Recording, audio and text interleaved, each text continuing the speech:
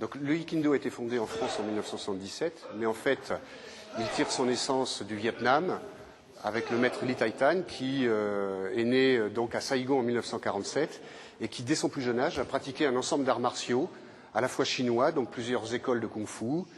Il a pratiqué du karaté Shotokan, il a pratiqué du taekwondo et puis bien sûr des arts martiaux vietnamiens. Et à partir de là, quand il est arrivé en France, il a créé sa propre école basée sur un certain nombre de critères afin d'adapter les arts martiaux à la physionomie des Occidentaux.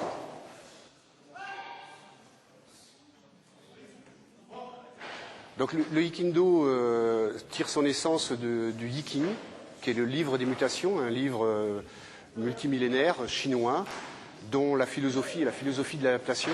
Son essence vient du yin et du yang. Et en fait, toute la pratique et toute la philosophie du Aikido vient de cette essence-là. Donc quand on pratique depuis un certain nombre d'années, on travaille aussi la philosophie du Yiking.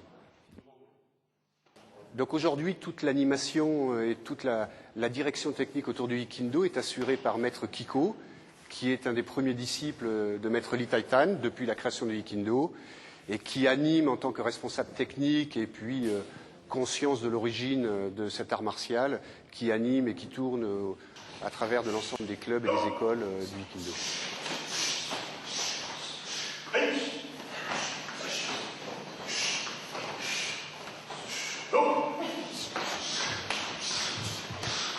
Donc les spécificités de l'école, c'est la capacité de s'adapter à tout style de pratique. Typiquement, nous avons beaucoup d'élèves qui font des compétitions techniques, mais aussi combat dans l'ensemble des styles d'arts martiaux que l'on peut trouver en France, que ce soit du karaté, que ce soit du taekwondo, des arts martiaux vietnamiens ou voire du combat libre.